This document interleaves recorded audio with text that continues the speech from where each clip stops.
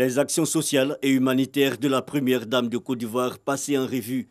La série documentaire Dominique Ouattara, Un cœur en action se décline en 4 films présentés récemment à l'épouse du chef de l'État par Edmond William, le producteur, président de la Fondation des artistes africains et son équipe. Le succès et la qualité de ces 4 productions audiovisuelles écrites et réalisées avec l'appui technique du journaliste Serge Akolia Super Ebony 2019 ouvrent les perspectives d'un documentaire témoignage inédit. Il sera intitulé Dominique Ouattara, une vie au service des autres. Un film documentaire de 30 minutes, c'est-à-dire sa motivation pour accompagner son projet. Le social n'a pas de parti politique. Le social n'a qu'un seul sens, le bien-être de son projet. L'annonce de ce film qui ambitionne de retracer le parcours de la présidente de la Fondation Children of Africa a été faite au cours d'une séance de dédicace et de projection à Abidjan. Elle est impliquée dans la lutte contre le travail des enfants, elle est impliquée dans le bien-être social des démunis, elle est impliquée dans l'autonomisation des femmes. Eh bien, tout ce dynamisme-là mérite d'être relaté.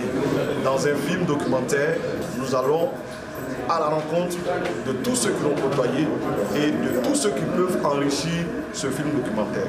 L'honorable Siaka Ouattara, député de Congo, Ambroise Kessé, parrain de la série documentaire, et le colonel Nyako Béatrice, marraine de la cérémonie, s'engagent à soutenir la réalisation de cette œuvre. Il a décidé de vraiment montrer aux yeux du monde qui est la première dame de Côte d'Ivoire, en l'occurrence notre belle-sœur, Mme Dominique Ouattara.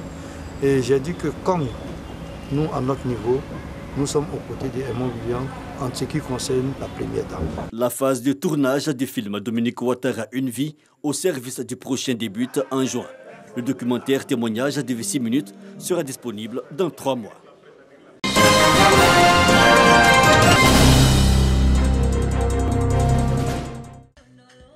Des chaussures, des machettes, des pulvérisateurs et arrosoirs, des semences et autres intrants pour 50 hectares, en plus d'un chèque de 3 millions de francs CFA, dont de l'université Lorouyon-Guédé et de sa présidente aux organisations d'agriculteurs de Dabakala à l'occasion de la journée agricole, une initiative de compétences Dabakala, association de cadres pour accompagner et promouvoir le développement local. Dabakala se positionne au premier rang au niveau de la production de l'anacad, au premier rang au niveau de la production de l'igname. Notre véritable problème, c'est l'encadrement des producteurs. Tout ce que nous demandons, c'est l'accompagnement de l'État, l'accompagnement des structures partenaires au développement. Ça rentre normalement dans la 3e mission des universités, qui est d'encadrer les communautés. Nous nous réjouissons que la structure compétences Dabakala nous fasse appel pour que nous puissions leur montrer l'expertise de notre université. Encourager les agriculteurs à tout le moins maintenir Dabakala au rang de grenier agricole de la région du Yambol, l'université Lorouyon-Guédé soutient la vision avec un renforcement des capacités des paysans. Techniques de production des plantes à racines et tubercules, techniques de production maraîchère, transformation des produits agricoles, gestion des engrais, herbicides et pesticides, de quoi améliorer la productivité des agriculteurs, la qualité de leurs produits et la sécurité agricole. Nous avons des encadreurs. Bon, quand on fait les semences là, ils sont avec nous. On fait ensemble. Donc de la manière qu'ils ont parlé là, nous allons savoir planter. Autre enseignement de cette 3e édition de la journée agricole de Dabakala, la création de revenus additionnels. Les agriculteurs sont ainsi édifiés sur le processus de production de champignons à partir des déchets agricoles, par exemple.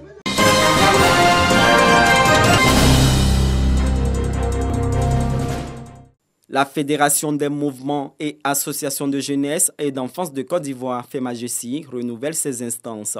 Après le bilan du bureau sortant, les nouveaux dirigeants sont élus. Pour ce qui est des défis, ils sont nombreux. C'est de permettre aujourd'hui à la FEMAJESI d'avoir son ancrage national par l'installation des coordinations régionales. Nous avions formé des jeunes à la question de la paix et à la suite, il y a une tournée qui s'est faite au niveau de certaines villes Et donc, nous allons accentuer ces différentes thématiques, ces différentes actions. La vie associative et la culture de la bonne gouvernance au niveau des jeunes est une opportunité pour ces derniers, selon le ministre Mamadou Touré, en charge de la promotion de la jeunesse. En allant à cette Assemblée générale et en renouvelant vos instances, vous participez pour moi au renforcement de la démocratie à vos seins. Et cela ne peut que garantir donc, un succès donc, à vos différentes activités. Cette année, c'est une année de renouvellement des instances de jeunesse dans notre pays et je souhaiterais que pour toutes les autres associations fêtières, ces renouvellements se passent donc, dans un esprit donc, de cohésion, de démocratie. La FEMAGESI compte 26 associations membres.